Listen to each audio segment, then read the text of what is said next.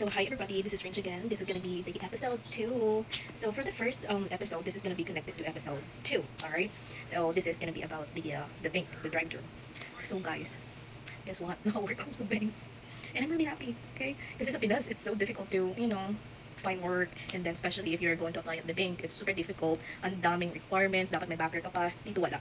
So, to make it short, yes, naka-work ako sa bank dito sa US.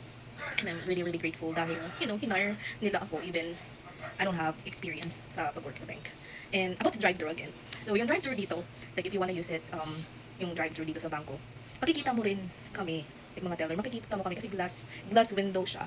Hindi lang yung mukha namin makikita mo, like, whole body din. Oh, like half body, yeah. And may camera, high-tech nga, may camera din. Tapos may ipipress ka lang na monitor if you want na mag-talk sa teller. Of course, ipipress mo lang yun if you want to deposit or if you want mag-withdraw.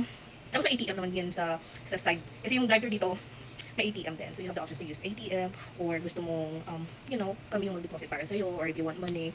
And then if you want to talk to us, may options na buttons. So di ba high-tech? Sa atin wala niya, Diyos ko. So na-amaze talaga ako. So nung first time ko sa work, hindi ako makatingin diretso sa monitor, sa camera ba? Kasi pag kinakausap ako ng customer, tinitingnan ko siya sa labas instead sa monitor. Sabi ko, no, tumingin ka ng monitor kasi tinitingnan ka sa monitor. So ayun.